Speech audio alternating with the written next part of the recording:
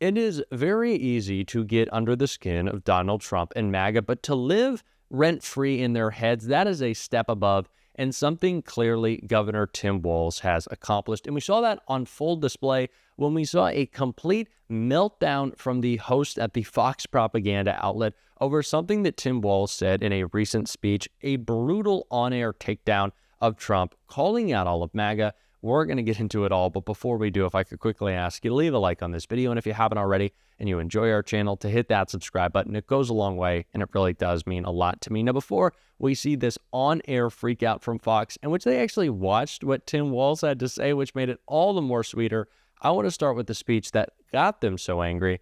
It was this clip right here. And for Democrats, here's what we need to know. You need to embrace this.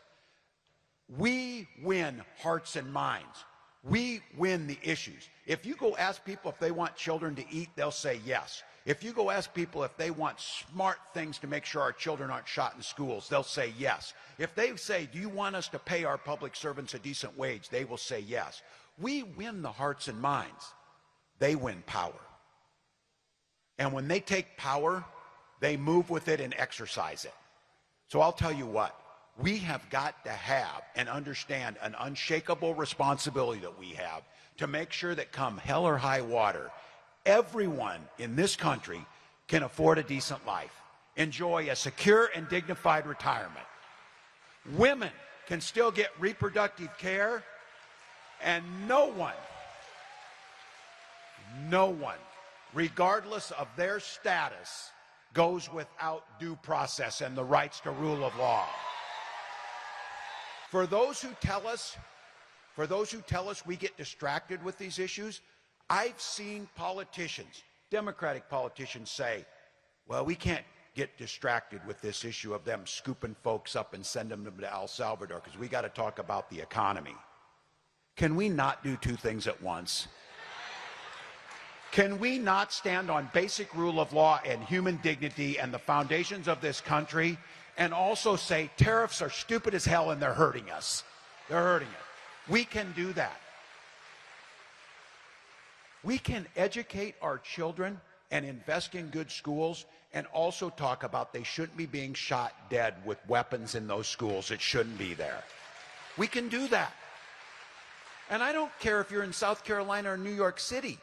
You can't be supportive of kids being shot dead in schools. That's a unified position. So look, we've allowed ourselves, and I think it's fine because we are this. We're defined as anti-Trump. You damn right. You damn right.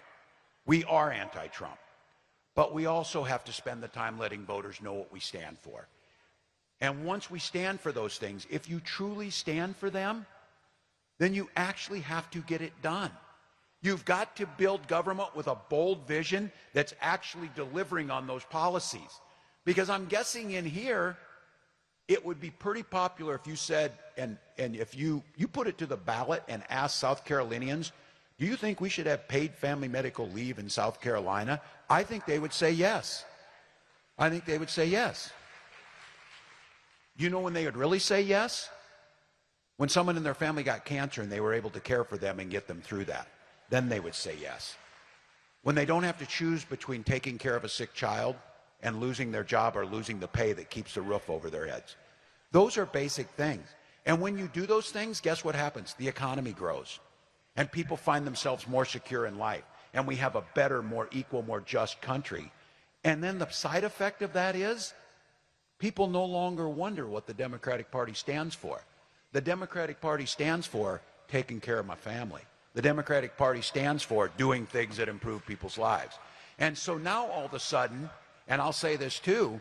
So pretty normal speech from Tim Walz, right? Calling out the attack, the assault on our democracy, on our most important agencies and institutions from the Trump administration, how Democrats need to step up in our fight back against MAGA. But there was something in that speech that Tim Walz gave in South Carolina, and I guess a characteristic of it that many Democrats have been taking up that really has Fox so upset. And so they melted down over it. And just take a listen to this ridiculous complaint. Here's Tim Walz with now I think he's positioning himself to be considered as a presidential candidate in 4 years. He's trying to be taken more seriously now. Right. Well, this clip proves it. Watch. Maybe it's time for us to be a little meaner. Maybe it's time for us to be a little more fierce. Because we have to ferociously push back on this. And again, I'll speak to my teacher colleagues in here. The thing that bothers a teacher more than anything is to watch a bully, to watch this bully and to stop it. And when it's a child, you talk to them and you tell them why bullying's wrong. But when it's adult like Donald Trump, you bully out of him back. You push back. Damn it, we should be able to have some fun and be joyful. And I mean, they're so cool with the F-bombs and the S-bombs and dropping all the curse words. That really makes them cool, I think. Yeah, actually, I think we have a little montage of the F-bombs. This is part of their strategy. I mean, look, when it comes to Tim Walz, I think like the tough guy act just isn't very credible on him. I mean, think about what he started the J.D. Vance is weird thing, right? Remember that? And, you know, he was going after the Trump administration, tweeting about J.D. Vance. Okay, well, they get to go face to face on the debate stage, right? Remember what happened? I mean, like, let's call a spade a spade. Tim Walz laid an egg during that debate. He looked like a deer in the headlights. He was saying, I'm friends with school shooters. I mean, he was all over the place during that. We're swearing too much.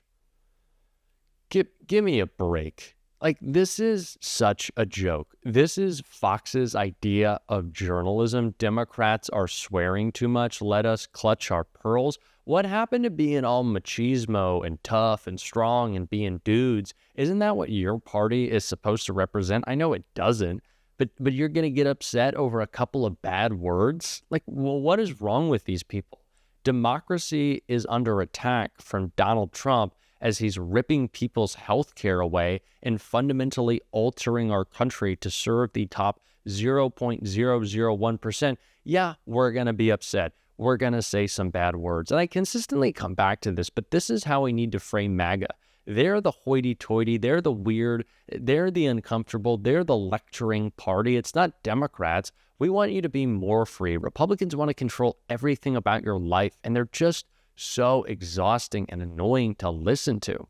And then on top of that, they're trying to steal your health care. That just seems like a political organization, a party that I wouldn't want to be a part of, especially in the light of the failure of Donald Trump's big, beautiful bill currently with so many Republicans opposing it. It seems like some Republicans don't want to be a part of the Republican Party. And it's not difficult to tell why. Chris Murphy broke it all down, and I want to take a look right here. Well, this Republican budget bill is an absolute disaster for the country, in particular for middle class and poor people, because it kicks 15 million people, working Americans mainly, off of their health care. And for what? In order to finance a tax cut, the majority of which is going to corporations and billionaires. $1 trillion of that tax cut goes to the richest 1%. It also adds enormously to the deficit. And I heard him try to claim that that's not true. It's just unreal the amount of gaslighting this administration is doing. I mean, it is a fact. The difference between passing this bill and not passing this bill is the addition of $3 trillion to the national debt.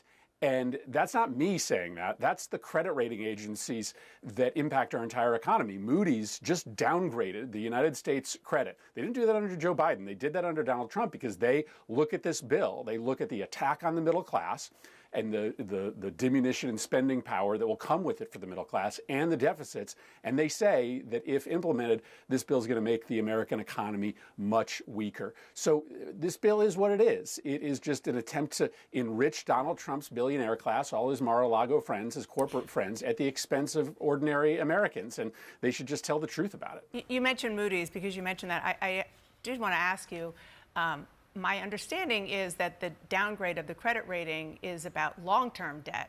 Democrats and Republicans have contributed to that. Well, but they're making that determination now because they are looking at Donald Trump's plan to add this massive new amount onto the debt. And let's also be clear that, you know, during the Biden administration, his big legislative achievements outside of the context of COVID relief actually declined the deficit, whether it was the Inflation Reduction Act or the infrastructure bill, which had significant new revenue in it as well. overall, those bills reduced, not added to the debt. So Moody's made this determination now rather than during the Biden administration because they see this coming bill as one of the biggest additions to debt and one of the biggest attacks on the sort of middle-class consumer power in this country in recent memory. Senator, your colleague from Iowa, Joni Ernst, told voters at a town hall, quote, "We are all going to die." That was in response to concerns from constituents about some of what you're talking about these cuts to Medicaid. Then she has kind of doubled down. She had a bit of a sarcastic apology. Watch this. I made an incorrect assumption that everyone in the auditorium understood that, yes, we are all going to perish from this earth. So I apologize. And I'm really, really glad that I did not have to bring up the subject of the tooth fairy as well. What's your response? Yeah, I mean, Joni's a colleague, somebody I've worked with, but it does tell you a lot about this bill. I think everybody in that audience knows that they're going to die. They would just rather die in old age at 85 or 90 instead of dying at 40. And the reality is that when you lose your health care, you are much more at risk of early death. And when rural hospitals close because of this bill, when drug treatment clinics close in Iowa and rural America because of this bill, more people will die at a younger age. So the reality is this bill is about life and death. And for what? I mean, I guess that's the problem here for many of us, is that they're cutting Medicaid, throwing 15 million people off their health care in order to fund a tax cut for the super wealthy and for corporations. That is just fundamentally immoral. It's immoral, it's unethical. I don't understand why they're doing it, except that Donald Trump only really knows billionaires. He only knows corporate CEOs. And so his instructions to Republicans are reward them, help them, and no one else. I wish Joni and others saw the immorality of what they're doing. I do. This budget would be an absolute disaster. Ron Johnson has said that. Lindsey Graham has said that. Rand Paul has very, very loudly said that. Not only is it an explosion of deficit spending, by the way, Republicans claim to care about that. I don't know what happened to the fiscal conservatives, but they're all gone. And yeah, I think stealing away healthcare from millions of Americans is a big thumbs down. So we're, of course, going to be calling that out on this show. And unlike Fox, we'll be happy to use a little bit of bad language once in a while. And if you want to support that, as always, you can hit that subscribe button, leave a like on this video. And if you stuck around to the end, drop a blue heart in the comments. And until next time, I'll see you soon.